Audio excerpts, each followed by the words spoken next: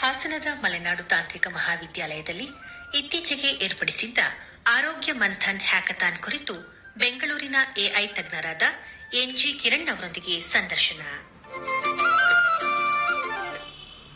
ಆತ್ಮೀಯ ಕೇಳುಗರೆ, ತಮ್ಮೆಲ್ಲರಿಗೂ ನಮಸ್ಕಾರ. ಇವತ್ತಿನ ಕಾರ್ಯಕ್ರಮಕ್ಕೆ ಸ್ವಾಗತ. ಇವತ್ತು ನಮ್ಮ ಜಗತ್ತು ಏನು ತುಂಬಾ ಆಧುನಿಕತೆಯತ್ತ ಹೋಗ್ತಾ ಇದೆ, ತುಂಬಾ ಬದಲಾವಣೆ ಆಗಿದೆ, ತುಂಬಾ ಬೆಳವಣಿಗೆ ಆಗಿದೆ ಅಂತ ಹೇಳಿ ನಾವು ಅಂದ್ಕೊಳ್ತೀವೋ ಅದೆಲ್ಲವೂ ಕೂಡ ಸತ್ಯವೇ. ಆದ್ರೆ ಈ ಬೆಳವಣಿಗೆ ಆದಂತೆಲ್ಲ ಅನೇಕ ಹೊಸ ಹೊಸ ಸಮಸ್ಯೆಗಳು ನಮಗೆ ಎದುರಾಗ್ತಾ ಇದ್ದಾವೆ. ಈಗ ಒಂದು ಸಣ್ಣ ಉದಾಹರಣೆಯನ್ನು ನಾನು ಹೇಳ್ತೇನೆ. ಈಗ ನಮ್ಗೆ ಆರೋಗ್ಯ ಸರಿ ಇಲ್ಲ ಅಂತ ಅಂದ್ರೆ ಒಂದು ಆಸ್ಪತ್ರೆ ಅಂತ ಹೇಳಿ ನಾವು ಹೋಗ್ತಾ ಇದ್ವಿ. ಅದು ತಾಲೂಕು ಲೆವೆಲ್ ಅಲ್ಲಿ ಇರಬಹುದು, ಹೋಬಳಿ ಮಟ್ಟದಲ್ಲಿ ಇರಬಹುದು, ಜಿಲ್ಲಾ ಮಟ್ಟದಲ್ಲಿ ಇರಬಹುದು.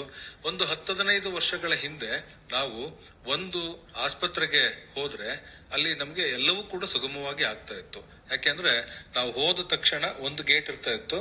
ಆ ಗೇಟ್ ಅನ್ನ ಪಾಸ್ ಆಗಿ ಒಳಗೆ ಹೋದ ತಕ್ಷಣ ರಿಜಿಸ್ಟ್ರೇಷನ್ ಅಂತ ಹೇಳಿ ಮಾಡ್ಕೊಳ್ತಾ ಇದ್ರು. ವೈದ್ಯರು ಯಾವ ರೂಮ್ ಅಲ್ಲಿ ಇರ್ತಾರೆ ಅಂತ ಹೇಳಿ ಹೇಳ್ತಾ ಇದ್ರು. ನಾವು ಹೋಗಿ ಚಿಕಿತ್ಸೆಯನ್ನ ಪಡೆದುಕೊಳ್ತಾ ಇದ್ದೋ. ಆದ್ರೆ ಈಗ ಹಾಗಲ್ಲ. ಆಸ್ಪತ್ರೆ ವ್ಯವಸ್ಥೆ ಬಹಳ ದೊಡ್ಡದಾಗಿದೆ. ಈಗ ಜಿಲ್ಲಾ ಆಸ್ಪತ್ರೆ ಅಂತ ಅಂದ್ರೂ ಕೂಡ ಬಹಳ ದೊಡ್ಡ ಒಂದು ಆಸ್ಪತ್ರೆ. ನಾವು ಯಾವ ಗೇಟ್ ಅಲ್ಲಿ ಹೋಗ್ಬೇಕು, ಎಲ್ಲಿಗೆ ಹೋಗ್ಬೇಕು, ಎಲ್ಲಿ ನಾವು ನೋಂದಣಿಯನ್ನ ಮಾಡ್ಕೋಬೇಕು, ನೋಂದಣಿಯ ನಂತರ ನಾವು ಯಾವ ವಿಭಾಗಕ್ಕೆ ಹೋಗ್ಬೇಕು ಅನ್ನುವಂಥದ್ದೇ ಒಂದು ದೊಡ್ಡ ತಲೆನೋವಾಗಿರುತ್ತೆ. ಇದು ಕೇವಲ ಆಸ್ಪತ್ರೆ ಅಂತ ಅಲ್ಲ, ಎಲ್ಲಾ ವ್ಯವಸ್ಥೆಯಲ್ಲೂ ಕೂಡ ನಾವು ಕಾಣ್ತಾ ಇದ್ದೇವೆ. ಈಗ ದೊಡ್ಡ ದೊಡ್ಡ ಬಸ್ ಸ್ಟ್ಯಾಂಡ್ ಗಳಿಗೆ ಹೋದ್ರೂ ಕೂಡ ನಾವು ನಮ್ಮ ಅಥವಾ ನಮಗೆ ಬೇಕಾಗಿರ್ತಕ್ಕಂಥ ಬಸ್ಸಿಗೆ ಯಾವ ಪ್ಲಾಟ್ಫಾರ್ಮ್ ಹೋಗ್ಬೇಕು ಅನ್ನುವಂಥದ್ದು ನಮಗೆ ಸಮಸ್ಯೆ ಆಗುತ್ತೆ. ರೈಲ್ವೆ ಸ್ಟೇಷನ್ಗಳು ಕೂಡ ಇದಕ್ಕೆ ಹೊರತಾಗಿಲ್ಲ. ಯಾವ ಪ್ಲಾಟ್ಫಾರ್ಮ್ ಎಲ್ಲಿದೆ, ಯಾವ ರೈಲು ಯಾವ ಪ್ಲಾಟ್ಫಾರ್ಮ್ ಅಲ್ಲಿ ಇರುತ್ತೆ ಅನ್ನುವಂಥದ್ದು ಕೂಡ ನಮ್ಗೆ ಅನೇಕ ಸಾರಿ ಗೊತ್ತಾಗೋದಿಲ್ಲ. ಈ ಒಂದು ಜಂಜಾಟದ ನಡುವೆ ನಾವು ಇದ್ಯಾವುದು ಬೇಡ ಅಂತ ಹೇಳಿ ಒಂದೊಂದ್ಸಾರಿ ತೀರ್ಮಾನವನ್ನ ಮಾಡ್ಬಿಡ್ತೇವೆ. ಹಾಗೆ ಅಲ್ಲ, ಈಗ ಇಂತಹ ಸಮಸ್ಯೆಗಳಿಗೂ ಕೂಡ ಪರಿಹಾರವನ್ನ ಸಣ್ಣ ಸಣ್ಣ ಮಟ್ಟದಲ್ಲಿ ಕಂಡುಕೊಳ್ಳಲಾಗ್ತಾ ಇದೆ. ಇದಕ್ಕೆ ಸಂಬಂಧಪಟ್ಟ ಹಾಗೆ ನಮ್ಮ ತಾಂತ್ರಿಕ ಶಿಕ್ಷಣ ಸಂಸ್ಥೆಗಳು ಅಂತ ಹೇಳಿ ಏನಿದೆಯೋ ಇಲ್ಲಿ ಹ್ಯಾಕಥಾನ್ಗಳನ್ನ ಆಗಾಗ್ಗೆ ಆಯೋಜನೆಯನ್ನ ಮಾಡಲಾಗುತ್ತೆ. ಹಾಸನದಲ್ಲಿರ್ತಕ್ಕಂತಹ ಮಲೆನಾಡು ತಾಂತ್ರಿಕ ಮಹಾವಿದ್ಯಾಲಯದಲ್ಲಿಯೂ ಕೂಡ ಇತ್ತೀಚೆಗೆ ಕೃಷಿಗೆ ಸಂಬಂಧಪಟ್ಟಂತಹ ಕೃಷಿ ಮಂಥನ್ ಅನ್ನುವಂತಹ ಹ್ಯಾಕಥಾನ್ ಅನ್ನ ಆಯೋಜನೆಯನ್ನ ಮಾಡಲಾಗಿತ್ತು. ಅಲ್ಲಿ ಕೃಷಿಗೆ ಸಂಬಂಧಪಟ್ಟಂತಹ ಸಮಸ್ಯೆಗಳಿಗೆ ಪರಿಹಾರವನ್ನ ಕಂಡುಕೊಳ್ಳುವ ನಿಟ್ಟಿನಲ್ಲಿ ನಮ್ಮ ವಿದ್ಯಾರ್ಥಿಗಳು ಕೆಲಸವನ್ನ ಮಾಡಿದ್ರು. ಇದೇ ಮಾದರಿಯಲ್ಲಿ ಇತ್ತೀಚೆಗೆ ಮಲೆನಾಡು ತಾಂತ್ರಿಕ ಮಹಾವಿದ್ಯಾಲಯದಲ್ಲಿ ಆರೋಗ್ಯ ಮಂಥನ ಅನ್ನುವಂತಹ ಒಂದು ಹ್ಯಾಕಥಾನ್ ಅನ್ನ ಆಯೋಜನೆಯನ್ನ ಮಾಡಿದ್ರು.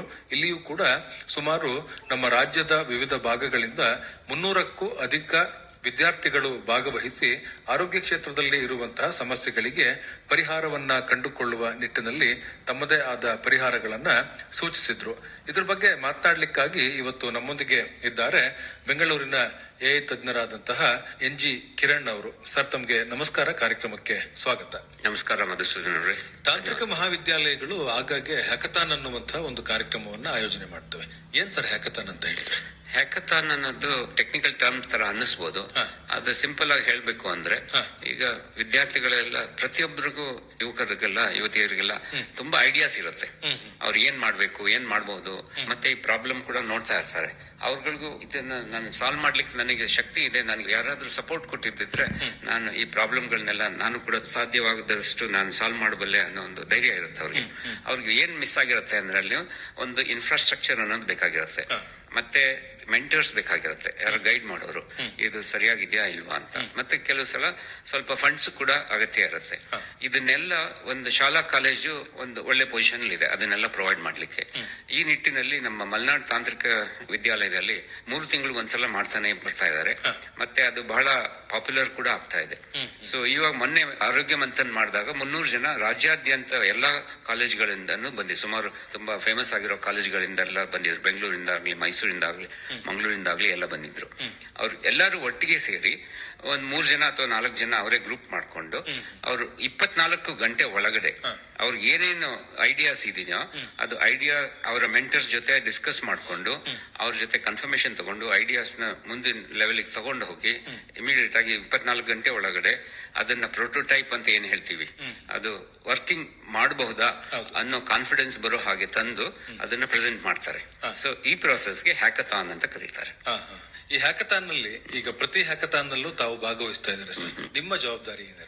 ಸುಮಾರು 30-35 ವರ್ಷ ಇಂಡಸ್ಟ್ರಿ ಎಕ್ಸ್ಪೀರಿಯನ್ಸ್ ಇರೋದ್ರಿಂದ ಮತ್ತೆ ಟೆಕ್ನಾಲಜಿ ಸೈಡ್ ನಲ್ಲಿ ಸ್ವಲ್ಪ ಎಕ್ಸ್ಪರ್ಟೈಸ್ ಇರೋದ್ರಿಂದ I am doing a role of A mentor. ಅವ್ರಿಗೆಲ್ಲ ಯಾವ ತರ ಮಾಡಬಹುದು, ಫಸ್ಟ್ ಆರ್ಗನೈಸರ್ಸ್ ಜೊತೆ ಮೀಟಿಂಗ್ ಮಾಡ್ಕೊಂಡು, ಇಲ್ಲಿ ಲೆಕ್ಚರರ್ಸ್ ಜೊತೆ ಮೀಟಿಂಗ್ ಮಾಡ್ಕೊಂಡು ನಾವು ಯಾವ ತರ ಕಂಡಕ್ಟ್ ಮಾಡಬಹುದು, ಯಾವ ತರ ನಾವು ಹಿಂದಿನ ಹ್ಯಾಕಥಾನ್ ನಿಂದ ಯಾವ ತರ ಕಲ್ತ್ಕೊಂಡು ಅದನ್ನ ಇಂಪ್ರೂವ್ ಮಾಡಬಹುದು. ಸೊ ಆ ನಿಟ್ಟಿನಲ್ಲಿ ನಾನು ಅವ್ರಿಗೆ ಸಜೆಷನ್ಸ್ ಕೊಡ್ತಾ ಬರ್ತೀನಿ. ಅದು ಆರ್ಗನೈಸರ್ಸ್ಗೂ ಅನುಕೂಲ ಆಗ್ತಾ ಇದೆ, ಮತ್ತೆ ಪಾರ್ಟಿಸಿಪೇಟ್ ಮಾಡೋ ಸ್ಟೂಡೆಂಟ್ಸ್ ಗಳು ಕೂಡ ಅನುಕೂಲ ಆಗ್ತಾ ಇದೆ. ಮತ್ತೆ ಕೊನೆಗೆ ಅವರೆಲ್ಲ ಸೊಲ್ಯೂಷನ್ ಮಾಡಾದ್ಮೇಲೆ ನಾನು ಬೇರೆ ಎಕ್ಸ್ಪರ್ಟ್ಸ್ ಜ್ಯೂರರ್ಸ್ ಜೊತೆ ಸೇರ್ಕೊಂಡು ನಾನು ಒಬ್ಬ ಜ್ಯೂರಿ ಆಗಿ ಯಾವ್ದು ತುಂಬಾ ಚೆನ್ನಾಗಿ ಯಾವ ಸೊಲ್ಯೂಷನ್ ಬಂದಿದೆ, ಮತ್ತೆ ಆ ಸೊಲ್ಯೂಷನ್ ಬಂದಿರೋರಿಗೆ ಮುಂದೆ ಅವರು ಯಾವ ತರ ಅದನ್ನ ಮುಂದೆ ತಗೊಂಡೋಗ್ಬೋದು, ಆ ಸಜೆಷನ್ಸ್ ಕೊಡೋ ಕೆಲಸ ನಾನು ಮಾಡ್ತಾ ಇದ್ದೀನಿ. ಇತ್ತೀಚೆಗೆ ನಡೆದಂತ ಹ್ಯಾಕಥಾನ್ ಆರೋಗ್ಯಕ್ಕೆ ಸಂಬಂಧಪಟ್ಟದ್ದು. ಆರೋಗ್ಯ ಮಂಥನ್ ಅನ್ನುವಂತ ಹೆಸರಿನಲ್ಲಿ ಅದನ್ನ ತಾವು ಆಯೋಜನೆಯನ್ನ ಮಾಡಿದ್ರಿ. ಈಗ ತಾವೇ ಹೇಳಿದಾಗೆ ರಾಜ್ಯದಾದ್ಯಂತ ಸುಮಾರು 300 ವಿದ್ಯಾರ್ಥಿಗಳು ಭಾಗವಹಿಸಿದ್ರು. 300 ವಿದ್ಯಾರ್ಥಿಗಳು ಅಂತ ಹೇಳಿದ್ರೆ 300 ಸಮಸ್ಯೆ ಇರುತ್ತೆ, 300 ಪರಿಹಾರನೂ ಕೂಡ ಇರುತ್ತೆ. ಅದೆಲ್ಲವನ್ನೂ ಕೂಡ ನಾವು ಚರ್ಚೆ ಮಾಡ್ಲಿಕ್ಕೆ ಸಾಧ್ಯ ಆಗೋದಿಲ್ಲ. ತುಂಬಾ ಒಳ್ಳೆಯ ಒಂದು ಪರಿಹಾರ ಅಥವಾ ಒಂದು ಒಳ್ಳೆಯ ಸಮಸ್ಯೆಯ ಆಯ್ಕೆ ಅನ್ನುವಂತಹ ಅಲ್ಲಿ ನಡೆದಂತಹ ಕೆಲವೊಂದಷ್ಟು ಪರಿಹಾರಗಳನ್ನ ತಾವು ನಮ್ಮೊಂದಿಗೆ ಹಂಚಿಕೊಳ್ಬೇಕು. ಯಾಕೆಂದ್ರೆ ಆರೋಗ್ಯ ಕ್ಷೇತ್ರ ಅಂತ ಅಂದ್ರೆ ಇಷ್ಟೇ ಇದು ಅಂತ ಹೇಳಿ ಅಂದ್ಕೊಳ್ತೀವಿ ನಾವು. ಏನೋ ನಮ್ಗೆ ಆರೋಗ್ಯ ಕೆಡುತ್ತೆ ಹೋದ ತಕ್ಷಣ ನಮ್ಗೆ ಪರಿಹಾರ ಕೊಡ್ತಾರೆ ಅಂತ ಹೇಳಿ. ಅದ್ರ ನಡುವೆಯೂ ಕೂಡ ಸಾಕಷ್ಟು ಸಮಸ್ಯೆಗಳಿರುತ್ತೆ. ಆ ತರದ ಸಮಸ್ಯೆಗಳನ್ನ ವಿದ್ಯಾರ್ಥಿಗಳು ಗುರುತು ಮಾಡಿದ್ದಾರೆ, ಅದಕ್ಕೆ ಪರಿಹಾರವನ್ನು ಕೂಡ ಕಂಡುಹಿಡಿದಿದ್ದಾರೆ. ಅದರಲ್ಲಿ ದಿ ಬೆಸ್ಟ್ ಯಾವುದು ಅಂತ ಹೇಳಿ ತಾವು ಗುರುತನ್ನ ಮಾಡಿ ಮೊದಲ 3 ಬಹುಮಾನವನ್ನ ಕೊಟ್ಟಿದ್ದೀರಿ, ಮತ್ತೆ 7 ಜನರಿಗೆ ಸಮಾಧಾನಕರ ಬಹುಮಾನವನ್ನು ಕೂಡ ಕೊಟ್ಟಿದ್ದೀರಿ. ಈ ಒಂದು 10 ಸಮಸ್ಯೆಗಳನ್ನ ತಾವು ಹಂಚಿಕೊಳ್ಬಹುದಾ? ಧಾರಾಳವಾಗಿ. ಇದರಲ್ಲಿ ನಾವೆಲ್ಲ ಟೆಕ್ಕೀಸ್ ಅನ್ಬೋದು, ಯಾಕಂದ್ರೆ ತಾಂತ್ರಿಕ ವಿದ್ಯಾಲಯದ ಸ್ಟೂಡೆಂಟ್ಸ್ ಆದ್ರಿಂದ ಎಲ್ಲರೂ ಟೆಕ್ನಾಲಜಿ ಎಕ್ಸ್ಪರ್ಟ್ಸ್. ಬಟ್ ನಮ್ಗೆ ಮೆಡಿಕಲ್ ಬಗ್ಗೆ ನಮ್ಗೆ ಅಷ್ಟು ಎಕ್ಸ್ಪರ್ಟೈಸ್ ಇಲ್ಲದೆ ಇರಬಹುದು. ಅದನ್ನ ನಾವು ಕಾಂಪ್ಲಿಮೆಂಟ್ ಮಾಡ್ಲಿಕ್ಕೋಸ್ಕರ ನಾವು ಹಾಸನದ HIMS ಅಲ್ಲಿಂದ ನಾವು ಸುಮಾರು ಒಂದು 10-15 ಜನ ಡಾಕ್ಟರ್ಸ್ ನ ಇನ್ವೈಟ್ ಮಾಡಿದ್ವಿ. ಸೊ ಅವ್ರುಗಳು ಫಸ್ಟ್ ನಮ್ಗೆ ಬ್ರೀಫಿಂಗ್ ಕೊಟ್ರು. ನಮ್ಮ ಸ್ಟೂಡೆಂಟ್ಸ್ ಗಳು ಯಾರೇ ರಿಜಿಸ್ಟರ್ ಆಗಿದ್ರು ಅವ್ರಿಗೆಲ್ಲ ನಮ್ಮ HIMS ಡೈರೆಕ್ಟರೇ ಅದನ್ನ ಮಕ್ಕಳ ಜೊತೆ ಮಾತಾಡಿ ಅವ್ರು ಯಾವ ಏರಿಯಾ ಬಗ್ಗೆ ಮುಂದೆ ಏನೇನು ಸೊಲ್ಯೂಷನ್ ಕಂಡುಹಿಡಿಬಹುದು, ಯಾವ ತರಹದ ತೊಂದರೆಗಳು ಆಗ್ತಾ ಇದೆ ರಿಪೀಟೆಡ್ ಆಗಿ, ಎಸ್ಪೆಷಲಿ ಬಡವರಿಗೆಲ್ಲ ಯಾವ ತರ ತೊಂದರೆಗಳಾಗ್ತಾ ಇದೆ ಅದ್ರ ಬಗ್ಗೆ ಏನಾದ್ರು ಮಾಡ್ಲಿಕ್ಕಾದ್ರೆ ಮಾಡಿ ಅಂತ ಒಂದು ಸಜೆಷನ್ಸ್ ಕೊಟ್ರು. ನಾವು ಆರ್ಗನೈಸರ್ಸ್ ಜೊತೆ ಎಲ್ಲ ಮೀಟಿಂಗ್ ಮಾಡ್ಕೊಂಡು ಒಂದು 4 ಏರಿಯಾ ಸ್ಟೂಡೆಂಟ್ಸ್ ಗಳಿಗೆ ಕೊಟ್ಟಿದ್ವಿ. ಆಮೇಲೆ 5ನೇ ಏರಿಯಾ ಅವ್ರದ್ದೇ ಆದಂತ ಯಾವ್ದೋ ಒಂದು ಹೊಸ ಆವಿಷ್ಕಾರ ಮಾಡ್ಕೊಂಡು ಬಂದು ಅದನ್ನು ಕೂಡ ಸಾಲ್ವ್ ಮಾಡಬಹುದು ಅಂತ ಅವ್ರಿಗೆ ಫಸ್ಟ್ ಒಂದು ಬ್ರಾಡ್ ಆಗಿ ಡೈರೆಕ್ಷನ್ ಕೊಟ್ಟಿದ್ವಿ. ಇಲ್ಲಾಂದ್ರೆ ನೀವು ಹೇಳಿದ ಹಾಗೆ 100 ತರದ್ದು ಇರುತ್ತೆ, ಎಲ್ಲಾದ್ರ ಬಗ್ಗೆ ಮಾಡೋ ಬದ್ಲಿ ಈ ತರ ಸಿಂಪಲ್ ಆಗಿ ಡೈರೆಕ್ಷನ್. ಯಾಕಂದ್ರೆ ನಮ್ಮ ಹತ್ರ ಇರೋ ಟೈಮ್ ಕೂಡ ಕಮ್ಮಿ ಇರೋದ್ರಿಂದ ಒಂದು 24 ಗಂಟೆ ಒಳಗಡೆ ಮಾಡೋ ಅಂತ ಸಣ್ಣದಾಗಿ ಪ್ರೋಟೋಟೈಪ್ ಮಾಡ್ಲಿಕ್ಕೆ ಅನುಕೂಲ ಆಗುವ ಹಾಗೆ ಅವ್ರಿಗೆ ಡೈರೆಕ್ಷನ್ ಕೊಟ್ವಿ. ಈಗ ಮೊದಲನೇ 3 ಬಹುಮಾನ ಯಾವ್ದಕ್ ಬಂತು ಅಂದ್ರೆ, ಒಂದು ತುಂಬಾ ಪ್ರಾಬ್ಲಮ್ ಇರಬೇಕು, ಅದು ಇಮಿಡಿಯೇಟ್ ಆಗಿ ಅನುಕೂಲ ಆಗುವಂತ ಪ್ರಾಬ್ಲಮ್ ಇರಬೇಕು, ಮತ್ತೆ ಆರೋಗ್ಯ ರಿಲೇಟೆಡ್ ಆಗಿ ಇರಬೇಕು, ಮತ್ತೆ ಎಲ್ಲರಿಗೂ ಸುಲಭವಾಗಿ ಅದನ್ನ ಯೂಸ್ ಮಾಡೋ ಹಾಗೂ ಬರಬೇಕು. ಅದಕ್ಕೆ ಏನ್ ಮಾಡಿದ್ವಿ ಅಂದ್ರೆ, ಮೊದಲನೇ ಬಹುಮಾನ CPR ಅಂತ ಏನ್ ಹೇಳ್ತಾರೆ, ಯೂಶುವಲಿ ಹಾರ್ಟ್ ಅಟ್ಯಾಕ್ ಆದಾಗ ಕೂಸ್ ಬಿದ್ದ್ಬಿಡ್ತಾರೆ. ಅವಾಗ ಅದನ್ನ ಎದೆ ಭಾಗದ ಮೇಲೆ, ಹೃದಯ ಭಾಗದ ಮೇಲೆ ಎಕ್ಸ್ಪೀರಿಯನ್ಸ್ ಆಗಿರೋ ನರ್ಸ್ಗಳು ಅದನ್ನ ಒತ್ತಿ ಅವರು ಹೃದಯದ ಮತ್ತೆ ಸಂಚಾಲನೆ ಮಾಡೋ ಹಾಗೆ ಮಾಡ್ತಾರೆ. ಆ ಪ್ರೋಸೆಸ್ಗೆ CPR ಅಂತ ಕರೀತಾರೆ. ಸೊ ಅದನ್ನ ಮಾಡ್ಲಿಕ್ಕೆ ಒಂದು ನಮಗೆ ಟ್ರೈನಿಂಗ್ ಇರಬೇಕು. ಆ ಟ್ರೈನಿಂಗ್ ಇಲ್ಲ ಅಂದ್ರೆ ಮತ್ತೆ ಎಷ್ಟು ಪ್ರೆಷರ್ ಹಾಕ್ಬೇಕು ಅದು ಬಹಳ ಇಂಪಾರ್ಟೆಂಟ್. ಯಾಕಂದ್ರೆ ತುಂಬಾ ಪ್ರೆಷರ್ ಹಾಕಿದ್ರೆ ಅವ್ರಿಗೆ ರಿಬೋನ್ಸ್ ಮುರಿದೋಗೋ ಚಾನ್ಸಸ್ ಇರುತ್ತೆ. ಕಮ್ಮಿ ಆದ್ರೆ ಅವ್ರಿಗೆ ಏನು ಉಪಯೋಗನೂ ಆಗಲ್ಲ. ಅದಕ್ಕೆ ಹ್ಯಾಂಡ್ ಗ್ಲೌಸ್ ಎಲ್ಲರ ಮನೇಲೂ ಇದ್ದೇ ಇರುತ್ತೆ. ನಮ್ಮ ದೈನಂದಿನ ಚಟುವಟಿಕೆ ಯೂಸ್ ಮಾಡೋ ಅಂತ ಹ್ಯಾಂಡ್ ಗ್ಲೌಸ್ ಅನ್ನ ತಗೊಂಡು, ಬಟ್ಟೆ ಹ್ಯಾಂಡ್ ಗ್ಲೌಸ್ ಅನ್ನು ತಗೊಂಡು ಅದಕ್ಕೆ ಸೆನ್ಸರ್ ನ ಅಳವಡಿಸಿ ಅವರು ಅದರಲ್ಲೇ ಬಹಳ ಕಮ್ಮಿ ಬೆಲೆಯ ಒಂದು ಪ್ರೊಸೆಸರ್ ನ ಹಾಕಿ ಅದ್ರಲ್ಲಿ ಇಮಿಡಿಯೇಟ್ ಆಗಿ 24 ಗಂಟೆ ಒಳಗಡೆ ಒಂದು 5 ಜನದ ಟೀಮ್ ಒಂದು ಅದನ್ನ ಫುಲ್ ಡೆಮಾನ್ಸ್ಟ್ರೇಟ್ ಮಾಡಿ ತೋರಿಸಿದ್ರು. ಅವರು ಪ್ರೆಷರ್ ಹಾಕುವಾಗ ಪ್ರೆಷರ್ ಕಮ್ಮಿ ಆದ್ರೆ ಅದು ಯೆಲ್ಲೋ ಲೈಟ್ ತೋರಿಸ್ತಾ ಇತ್ತು, ಪ್ರೆಷರ್ ಸರಿಯಾಗಿದ್ದಾಗ ಗ್ರೀನ್ ಲೈಟ್ ತೋರಿಸ್ತಾ ಇತ್ತು, ಪ್ರೆಷರ್ ಅಕಸ್ಮಾತ್ ಜಾಸ್ತಿ ಆದ್ರೆ ರೆಡ್ ಲೈಟ್ ತೋರಿಸ್ತಾ ಇತ್ತು. ಆ ತರ ಯಾವುದೇ ಓದೋದ ಅವಶ್ಯಕತೆ ಇಲ್ಲ, ಬರೀ ಪ್ರೆಸ್ ಮಾಡ್ತಾ ಇದ್ರೆ ಸಾಕು. ಈ ತರ ಒಂದ್ಸಲ ಟ್ರೈನಿಂಗ್ ಕೊಟ್ರೆ ಯಾರೇ ಬೇಕಾದ್ರೆ ಬಹಳ ಬೇಗ ಕಲ್ತ್ಕೋಬಹುದು. ಹಾಗೆ ಇನ್ನೊಂದು ಗ್ಲೌಸ್ ನ ಪೇಷಂಟ್ಸ್ ಗೆ ಹಾಕಿ ಅವ್ರದ್ದು ಆಕ್ಸಿಜನ್ ಸ್ಯಾಚುರೇಷನ್ SpO2 ಅಂತ ಏನ್ ಹೇಳ್ತೀವಿ, ಅದು ಪಲ್ಸ್ ಮತ್ತೆ BP ಅಷ್ಟನ್ನು ಮೆಷರ್ ಮಾಡ್ತಾ ಇತ್ತು. ಅದನ್ನು ಕೂಡ ಕಡಿಮೆ ಖರ್ಚಿನಲ್ಲಿ ಮಾಡಿ ಒಂದು ಸಣ್ಣ ಡಿಸ್ಪ್ಲೇ ನಲ್ಲಿ ಮಾಡಿ ತೋರಿಸಿದ್ರು. ಇದು ಶಾಲಾ ಕಾಲೇಜಿನಲ್ಲೇ ಇರಬಹುದು, ಇಲ್ಲ ಎಲ್ಲ ಬಸ್ಗಳಲ್ಲೇ ಇರಬಹುದು. ಈಗ ಫೈರ್ ಎಕ್ಸ್ಟಿಂಗ್ವಿಷರ್ ಯಾವ ತರ ಇರ್ತೀವೋ ಅವರು ಪೂರ್ತಿ ಇನ್ನೊಂದ್ ಸ್ವಲ್ಪ ಇಂಪ್ರೂವ್ ಮಾಡಿ ಅದನ್ನೆಲ್ಲ ನಾವು ಈಸಿಯಾಗಿ ಉಪಯೋಗಿಸೋ ಹಾಗೆ ಮಾಡಿದ್ಮೇಲೆ ಎಲ್ಲಾ ಕಡೆ ಬಹಳ ಚೆನ್ನಾಗಿ ಅನುಕೂಲ ಆಗುತ್ತೆ. ಡಾಕ್ಟರ್ ಕೂಡ ಬಹಳ ಚೆನ್ನಾಗಿ ಅಪ್ರಿಶಿಯೇಟ್ ಮಾಡಿದ್ರು. ಅದು ಅವ್ರಿಗೆ ಹೆಚ್ಚು ಅನುಕೂಲ ಆಗುತ್ತೆ ಡಾಕ್ಟರ್ ಕೂಡ. ಆಮೇಲೆ ಅವ್ರು ಮಾಡ್ತಾ ಇರೋ ಒಂದು ಕೆಲಸದಲ್ಲಿ ಅವ್ರು ಎಷ್ಟು ಪ್ರೆಷರ್ ಹಾಕ್ಬೇಕು, ಎಷ್ಟು ಬಿಡ್ಬೇಕು, ಹೇಗ್ ಮಾಡ್ಬೇಕು ಅನ್ನೋದನ್ನ ತಿಳಿಸ್ತಾ ಇರುತ್ತೆ. ಅದ್ರ ಪ್ರಕಾರ ಅವ್ರು ಮಾಡ್ಲಿಕ್ಕೆ ಅನುಕೂಲ ಆಗುತ್ತೆ. ಇದ್ರ ಇನ್ನೊಂದು ಅಡ್ವಾಂಟೇಜ್ ಅಂದ್ರೆ ಹಾಸ್ಪಿಟಲ್ ಅಲ್ಲಿ ಬಹಳ ಹೈಟೆಕ್ ಎಕ್ವಿಪ್ಮೆಂಟ್ಸ್ ಇರುತ್ತೆ. ಇದು ಪ್ರಾಬ್ಲಮ್ ಯಾವಾಗ ಬರೋದು ಅಂದ್ರೆ ಮನೆಯಲ್ಲಿ ಅಥವಾ ಶಾಲಾ ಕಚೇರಿಗಳಲ್ಲಿ ಆಂಬ್ಯುಲೆನ್ಸ್ ಬರೋ ಅಷ್ಟೊತ್ತಿಗೆ ಯಾರಾದ್ರೂ ಇಮಿಡಿಯೇಟ್ ಆಗಿ ಫಸ್ಟ್ ಏಡ್ ಮಾಡಿರ್ಬೇಕು. ಈ ಫೈರ್ ಎಕ್ಸ್ಟಿಂಗ್ವಿಷರ್ ಯಾವ ತರ ಇರುತ್ತೆ ಆ ತರ ಫಸ್ಟ್ ಏಡ್ ಗೆ ತುಂಬಾ ಚೆನ್ನಾಗಿ ಅನುಕೂಲ ಆಗುತ್ತೆ. ಇದು ಮೊದಲನೇ ಬಹುಮಾನವನ್ನ ಪಡೆದುಕೊಂಡದ್ದು. ಮತ್ತೊಂದು ಸಮಸ್ಯೆ ಏನು ಅಂತ ಹೇಳಿದ್ರೆ, ನಾವೆಲ್ಲ ನೋಡ್ತಾ ಇದ್ದೇವೆ ಈಗ ನಾವು ಈ ತಾಯಿ ಏನು ಇರ್ತಾರ ಗರ್ಭಿಣಿಯಾದಾಗ್ಲಿಂದ ಮಗುವನ್ನ ಆರೈಕೆ ಮಾಡುವವರೆಗೂ ಕೂಡ ಸಾಕಷ್ಟು ಹಂತಗಳಿರುತ್ತೆ. ಆ ಎಲ್ಲಾ ಹಂತವನ್ನು ಕೂಡ ತಪ್ಪದೆ ಅವರು ಅದನ್ನ ಪರಿಪಾಲಿಸಬೇಕಾಗುತ್ತೆ. ಉದಾಹರಣೆಗೆ ಹೇಳ್ಬೇಕು ಅಂತ ಹೇಳಿದ್ರೆ, ತಾಯಿ ಅಂತ ಅಂದಾಗ ಅವ್ರಿಗೆ ಕೊಡ ಅಂತ ಪೌಷ್ಟಿಕಾಂಶದಿಂದ ಹಿಡಿದು ಅವ್ರಿಗೆ ಆದಂತ ಕೆಲವೊಂದಷ್ಟು ಮಾತ್ರೆಗಳಿರುತ್ತೆ ಮತ್ತು ಕೆಲವೊಂದಷ್ಟು ಇಂಜೆಕ್ಷನ್ಸ್ ಇರುತ್ತೆ. ಆನಂತರ ಲಸಿಕೆಗಳಿರುತ್ತೆ, ಮಗುವಿಗೂ ಕೂಡ ಲಸಿಕೆಗಳಿರುತ್ತೆ. ಇದೆಲ್ಲದರ ದಾಖಲೀಕರಣ ತಾಯಿ ಕಾರ್ಡ್ನಲ್ಲಿ ಆಗುತ್ತೆ. ಇದನ್ನ ಸರ್ಕಾರವೇ ಉಚಿತವಾಗಿ ಕೊಡ್ತಾ ಇದೆ. ಆದ್ರೂ ಕೂಡ ಇದನ್ನ ಪರಿಪಾಲನೆ ಮಾಡುವ ನಿಟ್ಟಿನಲ್ಲಿ ಸಾಕಷ್ಟು ಸಮಸ್ಯೆಗಳಿದಾವೆ. ಅದಕ್ಕೆ ಏನ್ ಪರಿಹಾರ ಸಿಕ್ತು? ಇನ್ನೊಂದು ಗ್ರೂಪ್ನವ್ರು ಏನ್ ಮಾಡಿದ್ರು ಅಂದ್ರೆ ನಮಗೂ ಆಶ್ಚರ್ಯ ಆಯ್ತು. ನನಗೂ ಈ ತಾಯಿ ಕಾರ್ಡ್ ಬಗ್ಗೆ ಗೊತ್ತಿರ್ಲಿಲ್ಲ. ಯಾಕಂದ್ರೆ ನನಗೂ ಮಗು ಆಗಿ ತುಂಬಾ ವರ್ಷ ಆಯ್ತು, ಆಲ್ಮೋಸ್ಟ್ 28 ಅವಾಗ ಕಾನ್ಸೆಪ್ಟೇ ಇರ್ಲಿಲ್ಲ. ಪ್ರೈವೇಟ್ ಹಾಸ್ಪಿಟಲ್ ನಲ್ಲಿ ಈಸಿ ಆಗಿರ್ಬೋದು. ಇವಾಗ ಏನಾಗ್ತಾ ಇದೆ, ಗ್ರಾಮೀಣ ಭಾಗದಲ್ಲಿ ಮತ್ತೆ ನಮ್ಮ ಭಾರತ ದೇಶದಲ್ಲಿ ತುಂಬಾ ಜನ ಬಡತನದಲ್ಲಿದ್ದಾರೆ. ಅವ್ರಿಗೆಲ್ಲ ಅನುಕೂಲ ಮಾಡ್ಬೇಕು. ಈಗ ಚೈಲ್ಡ್ ಮಾರ್ಟಾಲಿಟಿ ಕಡಿಮೆ ಮಾಡ್ಬೇಕು ಅಂದ್ರೆ ಅವ್ರಿಗೆ ವೈದ್ಯಕೀಯ ಸೌಲಭ್ಯಗಳು ಟೈಮಿಗೆ ಸರಿಯಾಗಿ ಸಿಗ್ತಾ ಇರಬೇಕು. ಸೊ ಇವಾಗ ಎಲ್ಲರಿಗೂ ತಾಯಿ ಕಾರ್ಡ್ ಅಂತ ಏನೋ ತುಂಬಾ ಚೆನ್ನಾಗಿ ಡೀಟೇಲ್ ಆಗಿ ಮಾಡಿ ಕೊಟ್ಟಿದ್ದಾರೆ ಒಂದು ಬುಕ್ಲೆಟ್ ನಲ್ಲಿ, ತುಂಬಾ ಚೆನ್ನಾಗಿ ಇನ್ಸ್ಟ್ರಕ್ಷನ್ಸ್. ಇದ್ರಲ್ಲಿ ಇನ್ನೊಂದು ಪ್ರಾಬ್ಲಮ್ ಅಂದ್ರೆ ಇದು ಎಲ್ಲರಿಗೂ ಓದ್ಲಿಕ್ಕೆ ಬರೆಯಕ್ಕೆ ಬರೋಲ್ಲ. ನೀವು ಕನ್ನಡದಲ್ಲೇ ಹಾಕ್ಲಿ, ಇಂಗ್ಲಿಷ್ ಅಲ್ಲೇ ಹಾಕ್ಲಿ, ಹಿಂದಿನಲ್ಲೇ ಹಾಕ್ಲಿ, ಅದೊಂದು ಸಮಸ್ಯೆ ಇದೆ. ಆಶಾ ವರ್ಕರ್ಸ್ ಅದಕ್ಕೋಸ್ಕರ ತುಂಬಾ ಕೆಲಸ ಮಾಡ್ತಾ ಇದ್ದಾರೆ ಈ ನಿಟ್ಟಿನಲ್ಲಿ. ಆದ್ರೂ ಕೂಡ ಆಶಾ ವರ್ಕರ್ಸ್ ಅವ್ರು 24 ಗಂಟೆ ಅವ್ರ ಜೊತೆ ಇರಕ್ಕಾಗಲ್ಲ. ಇವಾಗ ಅವ್ರನ್ನ ಸೆಲ್ಫ್ ರಿಲಯಂಟ್ ಅಂತ ಹೇಳಿ ಸ್ವಾವಲಂಬಿಗಳಾಗಿ ಮಾಡ್ಬೇಕು ಅಂದ್ರೆ ಹೇಗೂ ನಮ್ದು ಟೆಕ್ನಾಲಜಿ ತುಂಬಾ ಮುಂದುವರಿತಾ ಇರೋದ್ರಿಂದ ಇದನ್ನ ಡಿಜಿಟೈಸ್ ಮಾಡ್ಬಿಟ್ರೆ ಅದು ಅವ್ರಗಳಿಗೆ ಏನೇನು ತೊಂದರೆ ಇದ್ರು ಪ್ರಶ್ನೆ ಕೇಳ್ಕೊಂಡು ಒಂದು ಚಾಟ್ ಬಾಟ್ ಮೂಲಕ ಅವರು ತಿಳ್ಕೊಬಹುದು ಏನಾಗ್ತಾ ಇದೆ. ಅಥವಾ ಈವನ್ ತಾಯಿ ಕಾರ್ಡ್ ಫಿಲ್ಅಪ್ ಮಾಡೋದು ಹೇಗೆ ಅದು ಕೂಡ ನಮ್ಮ ಮಕ್ಕಳು ಮಾಡಿದ ಆಪ್ ನಲ್ಲಿ ತುಂಬಾ ಚೆನ್ನಾಗಿ ಮಾಡಿದ್ದಾರೆ. ಈವನ್ ವಾಯ್ಸ್ ಇಂಟರ್ಫೇಸ್ ಕೂಡ ಕೊಟ್ಟಿದ್ದಾರೆ. ಸುಮ್ನೆ ಅದರದ್ದು ಫೋಟೋ ತೋರಿಸ್ಬಿಟ್ಟು ಅದಕ್ಕೆ ಏನೇನ್ ಫಿಲ್ಅಪ್ ಮಾಡ್ಬೇಕು ಅಂತ ಸುಮ್ನೆ ಬಾಯಲ್ಲಿ ಹೇಳಿದ್ರೆ ಸಾಕು, ಅದೇ ಟೈಪ್ ಮಾಡ್ಕೊಂಡು ಹೋಗುತ್ತೆ. ಮತ್ತೆ ಅದು ಅವ್ರದ್ದು ಆಪ್ ನಲ್ಲಿ ಸೇವ್ ಆಗಿರುತ್ತೆ. ಮತ್ತೆ ಈಗ ಡಾಕ್ಟರ್ನ ಕಾಲ್ ಮಾಡಿದ್ರೆ ಅವ್ರಿಗೆ ಪೂರ್ತಿ ಡೀಟೇಲ್ಸ್ ಹೇಳಕ್ ಬರ್ದೇ ಇದ್ರು ಕೂಡ ತಾಯಿ ಕಾರ್ಡ್ ಐಡಿ ಹೇಳಿದ್ರೆ ಸಾಕು ಅವರು ಅದು ಡಾಕ್ಟರ್ಗೆ ಇಮಿಡಿಯೇಟ್ ಆಗಿ ಅವ್ರದ್ದು ಆನ್ಲೈನ್ ಇಂದ ಗೊತ್ತಾಗೋಗುತ್ತೆ. ಮತ್ತೆ ಇದು ಇನ್ನೂ ಎಷ್ಟು ಚೆನ್ನಾಗಿ ಮಾಡಿದ್ರು ಅಂದ್ರೆ ಆಪ್ ಕೂಡ ಬೇಕಾಗಿಲ್ಲ. ಎಲ್ಲ ಬ್ರೌಸರ್ ಇಂಟರ್ಫೇಸ್ ಅಲ್ಲಿ ಆಗಿರೋದ್ರಿಂದ ಯಾವುದೇ ಡಾಕ್ಟರ್ಸ್ ಗಳಿಗೆ ಇಮಿಡಿಯೇಟ್ ಆಗಿ ಸಿಕ್ಬಿಡುತ್ತೆ. ಅದು ಅವರೊಂದು ಐಡಿಯಾ ಕೊಡ್ಬೇಕು. ಅದು ಮತ್ತೆ ಡೇಟಾ ಪ್ರೈವಸಿ ಎಲ್ಲ ಬಗ್ಗೆ ತುಂಬಾ ಚೆನ್ನಾಗಿ ಪ್ರೊಟೆಕ್ಟ್ ಮಾಡಿದ್ದಾರೆ. ಇದು ಮಿಸ್ಯೂಸ್ ಆಗೋ ಚಾನ್ಸಸ್ ಇಲ್ಲ. ಯಾಕಂದ್ರೆ ಮಾಡುವಾಗ ಸುಮಾರು ಜನ ಡಾಕ್ಟರ್ಸ್ ಬಂದು ಅವ್ರಿಗೆ ಸಜೆಷನ್ಸ್ ಕೊಡ್ತಾ ಇದ್ರು ಯಾವ ತರ ಮಾಡ್ಬೇಕು ಅಂತ. ಆ ಫೀಡ್ಬ್ಯಾಕ್ ಎಲ್ಲ ತಗೊಂಡು ತುಂಬಾ ಚೆನ್ನಾಗಿ ಸೇಫ್ಟಿ ಆಗಿ ಪ್ರೈವಸಿ ಎಲ್ಲ ಇಂಪ್ಲಿಮೆಂಟ್ ಮಾಡಿ ಈ ತರ ತುಂಬಾ ಚೆನ್ನಾಗಿ ಅನುಕೂಲ ಆಗೋ ಹಾಗೆ ಒಂದು ಒಳ್ಳೆ ಆಪ್ ಮಾಡಿದ್ದಾರೆ. ಇದನ್ನ ಮತ್ತೆ ಹಿಮ್ಸ್ ಜೊತೆ ಅವರು ಸೇರ್ಕೊಂಡು ಅದನ್ನ ನೆಕ್ಸ್ಟ್ ಲೆವೆಲ್ ತಗೊಂಡು ಹೋಗ್ತಾರೆ. ಈ ತರ ಇಂಪ್ಲಿಮೆಂಟ್ ಮಾಡಿದಾಗ ಅವ್ರ ಡಾಕ್ಟರ್ಗಳು ತುಂಬಾ ಖುಷಿಯಾಗಿ ಹೇಳಿದ್ರು, ಇವಾಗಲೇ ನಮ್ಮ ಆಧಾರ್ ಕಾರ್ಡ್ ಡಿಜಿಟೈಸ್ ಮಾಡಿ ನಾವು ಡಿಜಿ ಲಾಕರ್ ಯಾವ ತರ ಇಟ್ಕೋಬಹುದು, ಅದೇ ತರ ಇದು ಕೂಡ ಇದನ್ನ ಡಿಜಿಟೈಸ್ ಮಾಡಿ ಆನ್ಲೈನ್ ಇಟ್ಕೋಬಹುದು. ಇಲ್ಲ ಅಂದ್ರೆ ಡಿಜಿ ಯಾತ್ರಾ ಅಂತ ಏರ್ಪೋರ್ಟ್ ನಲ್ಲಿ ಬರೀ ನಾವು ಮುಖ ತೋರಿಸಿದ್ರೆ ಸಾಕು, ಉಳಿದೆಲ್ಲ ನಮ್ದು ಫ್ಲೈಟ್ ಡೀಟೇಲ್ಸ್ ಆಗ್ಲಿ ಎಲ್ಲ ಇಮಿಡಿಯೇಟ್ ಆಗಿ ಅವ್ರಿಗೆ ಸಿಕ್ಬಿಡುತ್ತೆ, ಯಾರ್ಯಾರು ಆಥರೈಸ್ಡ್ ಆಗಿರ್ತಾರೆ ಅವ್ರಿಗೆ. ಆ ತರ ಇದನ್ನ ತಾಯಿ ಕಾರ್ಡ್ ಕೂಡ ಗರ್ಭಿಣಿಯರಿಗೆ ಬಹಳ ಸುಲಭವಾಗಿ ಮಾಡೋ ನಿಟ್ಟಿನಲ್ಲಿ ತುಂಬಾ ಚೆನ್ನಾಗಿ ಉಪಯೋಗ ಆಗುತ್ತೆ. ಇದು ಮತ್ತೆ ಅದು ಹಾಳಾಗೋದಿಲ್ಲ. ಮತ್ತೆ ಎಲ್ಲಾ ದಾಖಲೀಕರಣವೂ ಕೂಡ ಅದರಲ್ಲಿ ಇರುತ್ತೆ.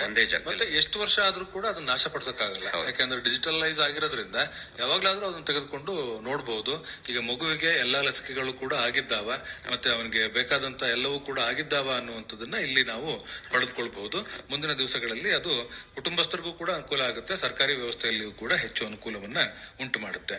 ಮುಂದಿನ ಸಮಸ್ಯೆ ಯಾವ್ದಿತ್ತು ಸರ್? ಮೂರನೇದು, ಇವಾಗ ಎಲ್ಲ ಕಡೆ ಸ್ಮಾರ್ಟ್ ಫೋನ್ ಇದ್ರೂ ಕೂಡ ಕೆಲವು ಸ್ಟ್ರೆಚ್ ನಲ್ಲಿ ಈಗ ಯಾವುದೋ ಘಾಟ್ ಸೆಕ್ಷನ್ ಹೋಗ್ತಾ ಇರ್ಬೋದು, ಒಂದ್ ಪಕ್ಷ ಅವ್ರ ಹಾಸ್ಪಿಟಲ್ಗೆ ಹೋಗ್ತಾ ಇರ್ತೇನೆ ಅನ್ಕೊಳ್ಳಿ, ಈ ಗರ್ಭಿಣಿಯರು ಮಧ್ಯದಲ್ಲಿ ಕಾರ್ ಕೆಟ್ಟೋಗ್ಬಿಡುತ್ತೆ, ಇಲ್ಲ ಬಸ್ ಕೆಟ್ಟೋಗ್ಬಿಡುತ್ತೆ.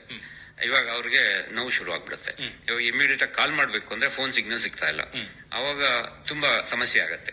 ಅದನ್ನ ಸಾಲ್ವ್ ಮಾಡ್ಲಿಕ್ಕೋಸ್ಕರ ಮಂಗಳೂರಿನಿಂದ ಬಂದಿದ್ರು ಒಂದಷ್ಟು ಜನ ಮಕ್ಕಳು.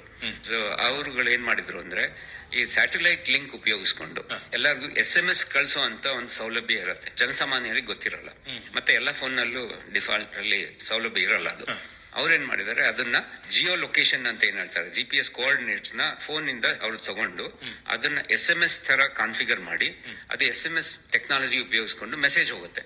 ಅವ್ರು ಯಾವ್ಯಾವ ನಂಬರ್ ಕಾನ್ಫಿಗರ್ ಮಾಡಿದ್ರು, ಎಮರ್ಜೆನ್ಸಿ ಹಾಸ್ಪಿಟಲ್ ಇರ್ಬೋದು, ಇಲ್ಲ ಅವರ ರಿಲೇಟಿವ್ಸ್ ಇರ್ಬೋದು, ಒಂದೇ ಸಲ ಒಂದು SOS ಬಟನ್ ಒತ್ತಿದ ಕೂಡಲೇ ಅದಷ್ಟು ಜನಕ್ಕೂ ಮೆಸೇಜ್ ಹೋಗುತ್ತೆ along with the GPS location.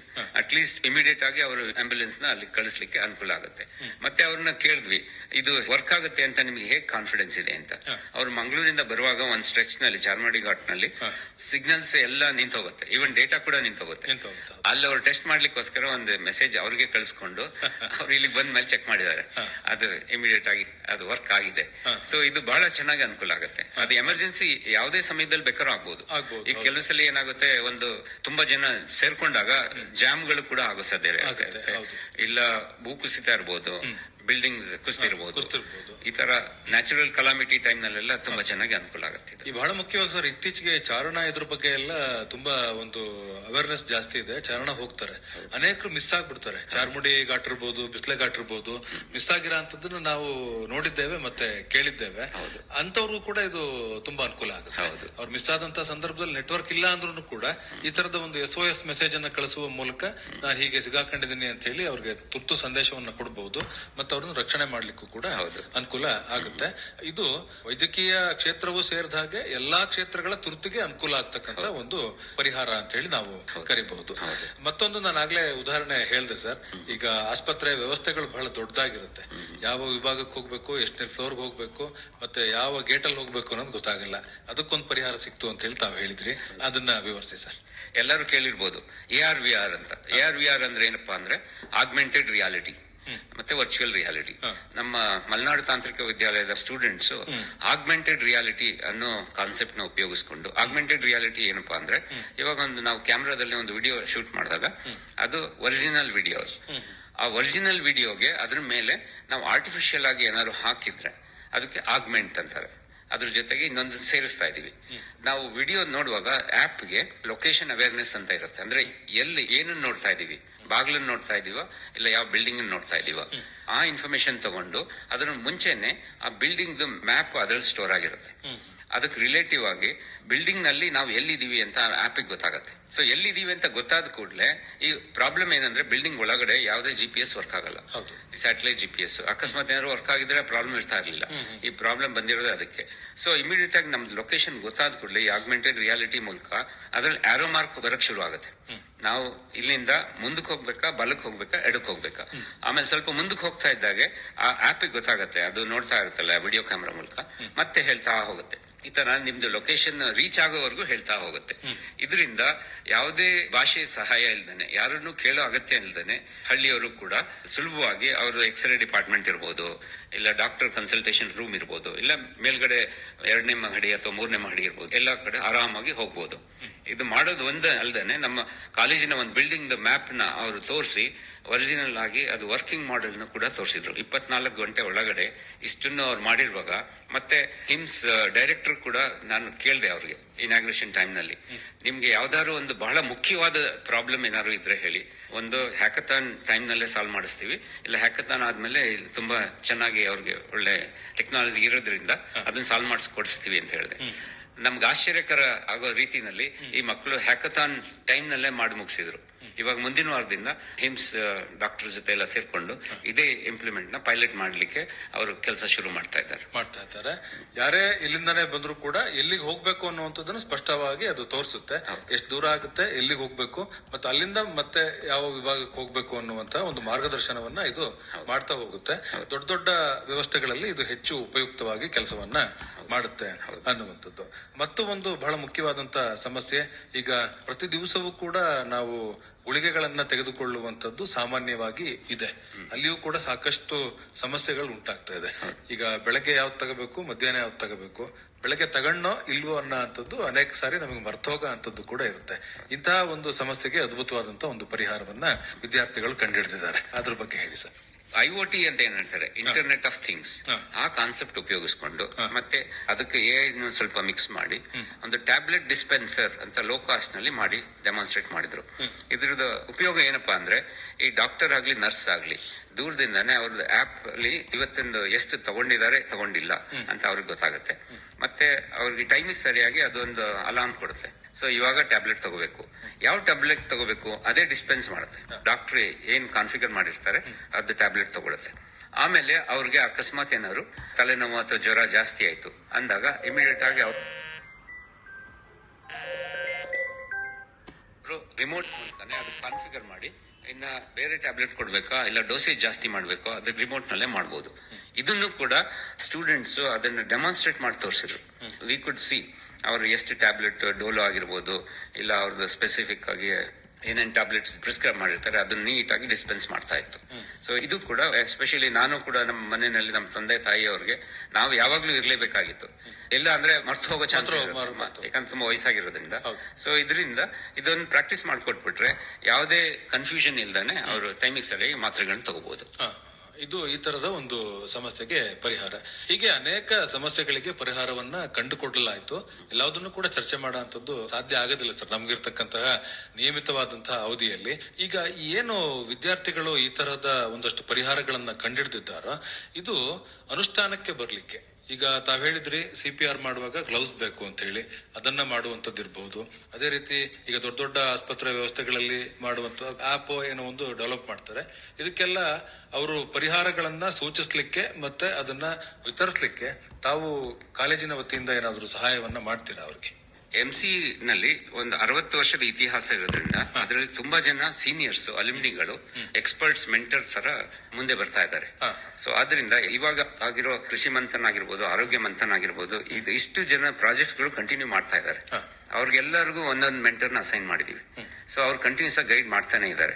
ಮತ್ತೆ ಕರ್ನಾಟಕದ IT, BT ಮತ್ತೆ SNT ಡಿಪಾರ್ಟ್ಮೆಂಟ್ ಇಂದ ಸ್ಟಾರ್ಟ್ಅಪ್ ಫಂಡ್ಸ್ ಮುಖಾಂತರ ಆಲ್ರೆಡಿ ಮಲ್ನಾಡ್ ತಾಂತ್ರಿಕ ಕಾಲೇಜಿಗೆ ಸುಮಾರು 10 ಕೋಟಿಗಳಷ್ಟು ಫಂಡ್ಸ್ ಸ್ಯಾಂಕ್ಷನ್ ಆಗಿದೆ.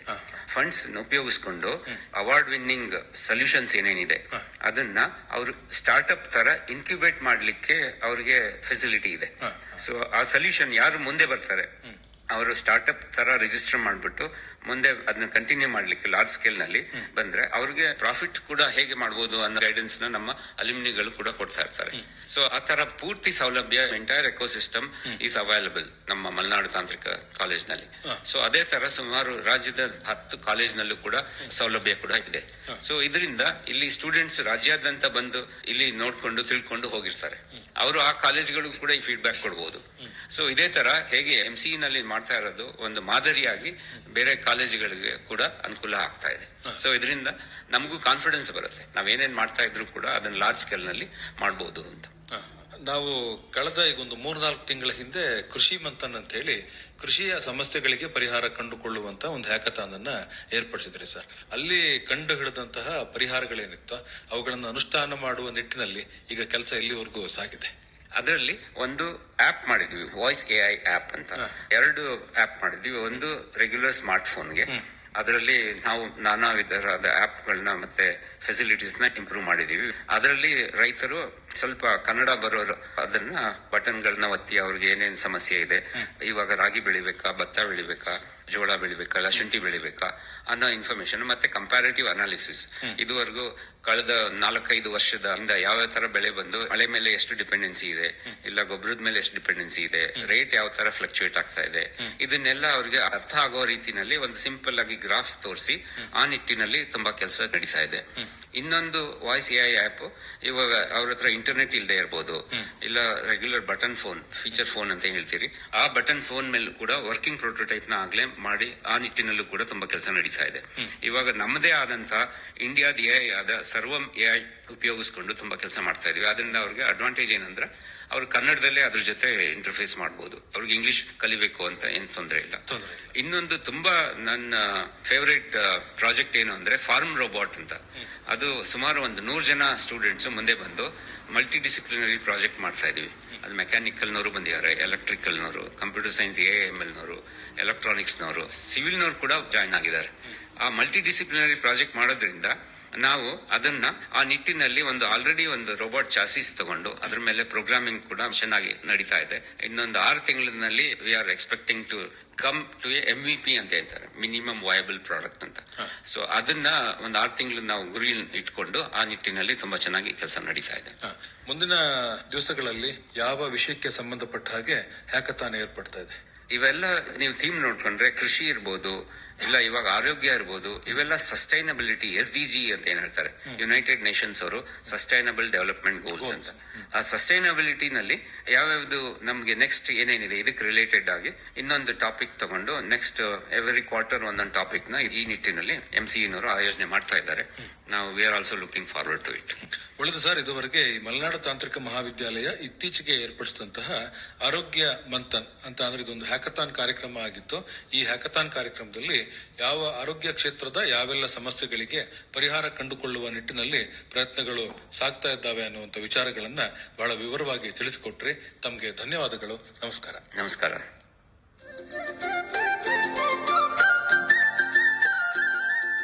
ಇದುವರೆಗೂ ಹಾಸನದ ಮಲೆನಾಡು ತಾಂತ್ರಿಕ ಮಹಾವಿದ್ಯಾಲಯದಲ್ಲಿ ಇತ್ತೀಚೆಗೆ ಏರ್ಪಡಿಸಿದ್ದ ಆರೋಗ್ಯ ಮಂಥನ್ ಹ್ಯಾಕಥಾನ್ ಕುರಿತು ಬೆಂಗಳೂರಿನ AI ತಜ್ಞರಾದ NG ಕಿರಣ್ ಅವರೊಂದಿಗಿನ ಸಂದರ್ಶನ ಕೇಳಿದಿರಿ. ಇವರನ್ನು ಸಂದರ್ಶಿಸಿದವರು ಅರಕಲಗೂಡು ವಿ. ಮಧುಸೂದನ್.